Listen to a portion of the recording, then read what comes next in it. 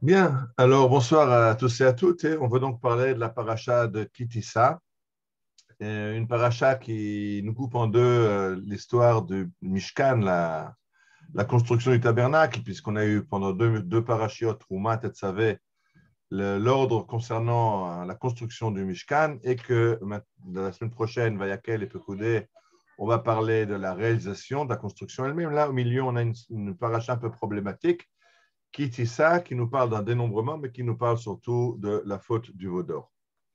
Et nous sommes donc avec le Rav Noam Perel qui commence son commentaire sur la paracha d'un verset, comme toujours. Yomer Adonai El Moshe, Ra'iti Ta'amazeh, Vene Am Kshorefu, je m'excuse, c'est pas là que je vais commencer. Euh...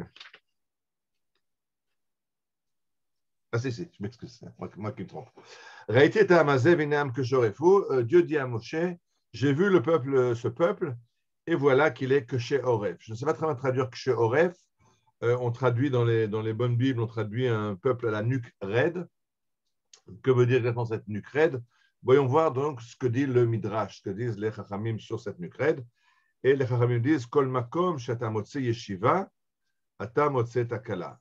Les Chachamim disent chaque fois que tu vois qu'on s'arrête, qu'on s'installe, yeshiva, c'est dans le sens de s'asseoir, mais s'asseoir pour s'installer, il y a des problèmes.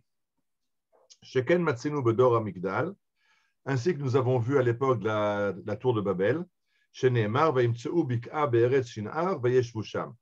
le texte nous dit dans la paracha de Noach que les hommes ont trouvé une vallée, une plaine dans le pays de Shinar, ils s'installèrent là-bas.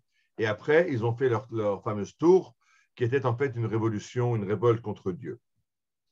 Et nous, Matakala et Tacham, pardon, le Midrash le dit, quel était le problème? Et ils décidèrent de construire une ville avec une tour qui serait en fait une révolte contre Dieu. La prochaine fois qu'on voit une installation, une yeshiva, il s'agit des frères de Yosef. Les frères de Yosef gardent les troupeaux près de Dothan et arrive Yosef et le texte nous dit ils s'installèrent pour manger leur repas. Et alors arrive Yosef et il voit arriver ce rêveur et ils se mettent d'accord de le vendre. Donc, le prochain problème a été la vente de Yosef. Et continue le Midrash. Yeshev Israël Bashitim. Israël s'installa dans la plaine du Shittim, c'est avant l'entrée en Eretz Israël, c'est notre dernière étape dans le désert. Matakala et Hacham, et ce que s'est-il passé là-bas comme problème? Vayachel Ha'am Liznot Imbnot Moav. Il y a eu une débauche, le peuple s'est débauché avec les filles de Moab, c'était le fameux conseil de Bilham. Ou Mahaya Sofan, et quelle était la conclusion, la conséquence, et il y a eu 24 000 victimes dans l'épidémie que Dieu a suscité après. Et ainsi dans notre paracha ici, Yeshiva chez la Vodazara, dans la paracha, on trouve que le peuple s'est installé pour manger et pour boire, et ils ont commencé à danser autour du veau d'or. Donc le Midrash nous dit quelque chose d'assez incroyable, que s'installer, c'est problématique. Quand on s'installe, on risque de tomber dans des comportements problématiques. Alors, c'est très intéressant que le Midrash nous a choisi trois comportements, trois situations. Une, la tour de Babel. Deuxièmement, les frères de Joseph. Et troisièmement, Israël dans les Shittim. Pourquoi? Parce qu'on sait que dans la tradition juive, la vie prime sur les commandements de Dieu. C'est-à-dire que le but des commandements de Dieu, le but de la Torah, c'est de nous donner la vie. Voici, la Torah nous dit, voici les mitzvot, et la mitzvot asher otam ha'adam vachai bahem. Voici les préceptes de Dieu que l'homme accomplira, et il vivra par eux. Donc, on a une règle de halacha, que quand la vie est en danger à cause d'une mitzvah, ben, on supprime la mitzvah. Si je n'ai rien à manger, je suis dans le désert, et la seule chose que j'ai à manger, moi je viens de Pologne maintenant, un juif qui est dans le ghetto, et tout ce qu'il a réussi à trouver à manger, c'est de la viande de cheval, et on a des exemples de ça dans le ghetto, de gens qui ont demandé à leur rabbin, et le rabbin a dit, bien sûr, tu manges cette viande, la vie est plus importante maintenant que de chercher à manger une viande cachère.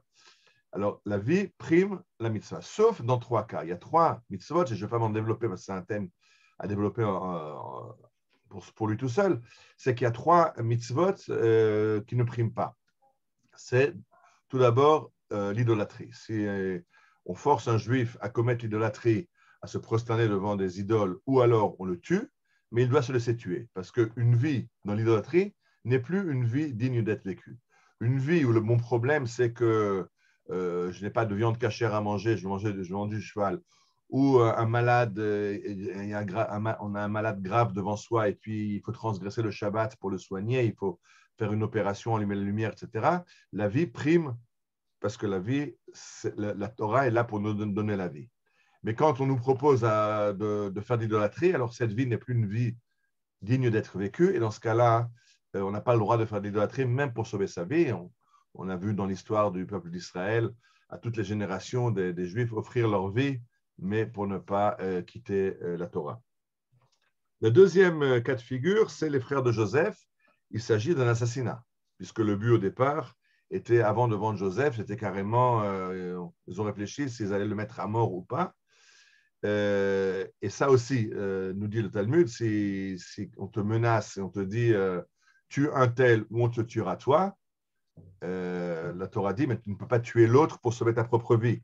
Elle n'a pas besoin de texte pour nous le dire, c'est une logique. La logique du Talmud dit, qui te dit que ton sang à toi est plus rouge que le sang de ton voisin? De quel droit fais-tu ce choix entre ta vie à toi et la vie de l'autre? Donc, le meurtre aussi n'a pas de prime, on ne prime pas sur la vie. Et si on doit assassiner pour survivre, on n'a pas le droit d'assassiner. Et la troisième chose, c'est la débauche. Parce que de nouveau, une vie de débauche n'est pas une vie morale digne d'être vécue d'après la Torah. Et c'est le troisième exemple, dans les plaines de Shittim, où Israël s'est débauché avec les filles de Moab qui sont venues provoquer les enfants d'Israël, dans le but justement, Bilam leur avait dit, leur Dieu déteste la débauche, si vous prostituez vos filles avec les enfants d'Israël, leur Dieu sera fâché contre eux et les détruira. Donc, en fait, cette débauche était dans le but de détruire Israël. Alors, c'est très intéressant de voir que quand on s'installe, alors on perd les repères des choses les plus importantes. Les 3 mitzvot les plus importantes qui ne priment pas la vie, l'idolâtrie, le meurtre et la débauche, c'est exactement ce qu'on trouve quand on s'est installé. Donc, il y a un risque dans l'installation, c'est ce que nous dit le Rav Noam Perel, que si on regarde, quand on s'installe, on perd son dynamisme, on perd son contact avec Dieu, on s'occupe de construire sa maison, de s'installer dans le matériel, et là c'est très, très dangereux. Et je voudrais peut-être dire qu'on peut très bien comprendre ça aujourd'hui dans 2 domaines qui à l'époque peut-être étaient un peu moins connus, mais le premier, c'est ce que tout enfant apprend à 3 ans, 4 ans, il apprend à rouler à vélo. L'équilibre sur un vélo, il faut rouler. Tant qu'on roule, on est en équilibre. On arrête de pédaler, on appuie sur les freins et on se casse la figure. Le vélo ne peut pas tenir en équilibre quand il ne se déplace pas. C'est le mouvement qui crée l'équilibre.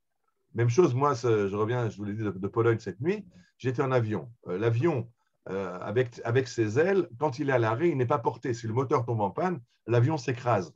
Ce qui porte l'avion dans l'air, c'est le mouvement.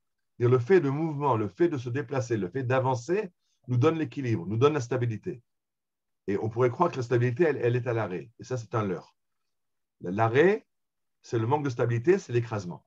On se casse la figure du vélo, l'avion s'écrase, et c'est ce que dit le Midrash, quand on s'arrête, on s'écrase. On s'écrase dans le meurtre, dans la débauche, dans l'idolâtrie. C'est le fait d'avancer, de progresser, de jamais s'arrêter, de jamais être content de ce qu'on a déjà acquis, qui nous permet de continuer notre vie d'homme, une vie valable. Et il y a un très beau texte de nouveau de Chachamim qui explique un verset dans la prophétie de Zacharia, où Dieu dit au prophète, Natati lecha mehalchim ben haomdim haele. Je te donnerai des marchands au milieu de ces gens fixés. Le verset est un peu dur à traduire, je ne sais pas très bien traduire, mais le Talmud est très clair. Il dit Mehalchim, c'est les êtres humains, c'est toi, le prophète Zacharie. Ben haomdim, ceux qui sont fixes sont les anges.